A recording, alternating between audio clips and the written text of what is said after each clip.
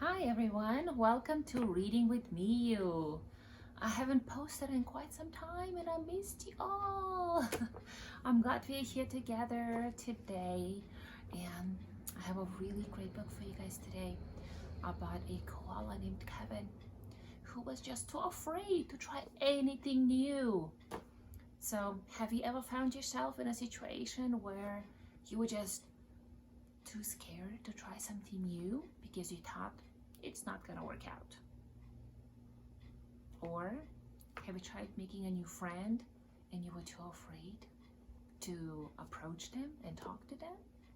I mean, it has happened to me, so I have learned to, approach new situations and just see how it goes. And most of the time, it turned out great, and I was so glad that I tried something new. So let's see what happens in this book. This book is called The Koala Who Could, written by Rachel Bright, illustrated by Jim Field.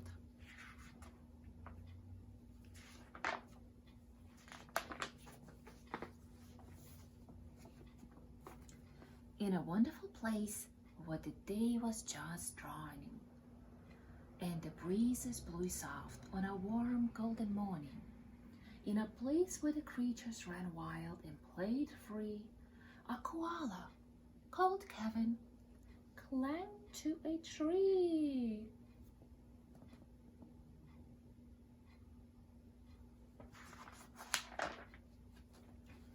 A nice and great fellow you never would meet, as soft as a soft thing from ear tufts to feet.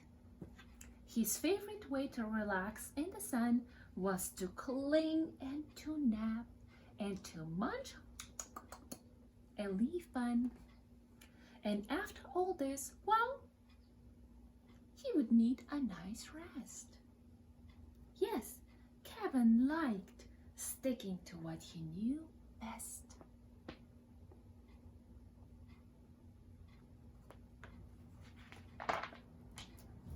You see, high up was safe since he liked a slow pace, while the ground down below seemed a frightening place.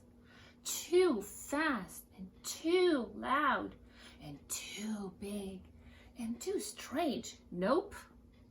Kevin preferred not to move or to change. So he clung to his tree as he knew what to do, and was never too keen to try anything new.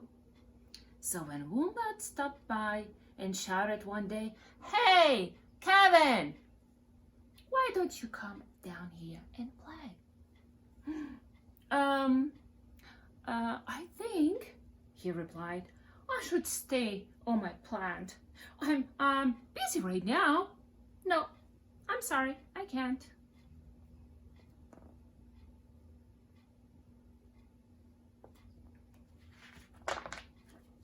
"Why not?"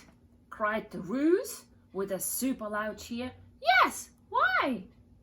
called the Dingoes. "There's nothing to fear." But Kevin, who'd never been one to act fast, said, "I've clinging to do, but it's nice that you asked." See, he's still sitting on a tree, on his favorite tree where he feels safe and cozy. As Kevin sat watching them chatter and share, a part of him wished he could join them down there. Do you see how the friends gathered together and sitting by the campfire? Talking to each other, having fun. But he knew he would miss home. But it was too dark and it was so late. The whole thing was risky. Adventure could wait. Whatever the invite, he would always say, "No, no, no." Oh dear, it seemed Kevin. What happened to Kevin? Kevin just couldn't let go. Poor Kevin. So his life was the same. no matter the day. The weeks came and went, and the months rolled away, and Kevin stayed still while the world moved around until he awoke to a whirring sound.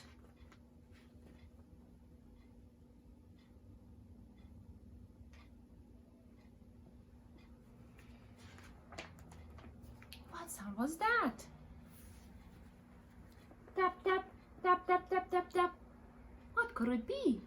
Do you know what this is? Do you know who this is? You guessed it, it's a woodpecker. Uncling! The crowd called, which had gathered below. Leap and we'll catch you. Just let yourself go, Kevin. But Kevin was too scared. Let go? No, I can't. I won't, shouted Kevin. Oh dear.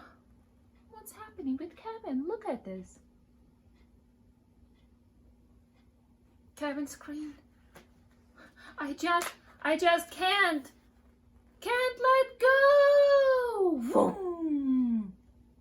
The tree fell down here, the tree, and with it bringing crash and a wallop, and Kevin still clinging onto the tree.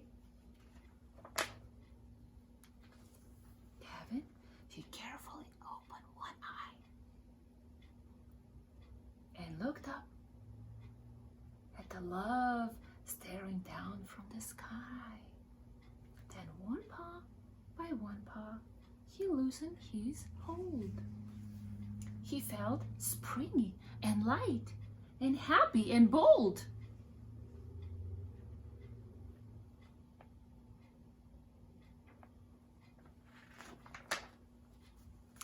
The worst he could think of had now come to pass, and he was just fine.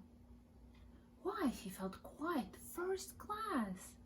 So when Wombat leaned over and held his paw out, Kevin no longer felt worry or doubt.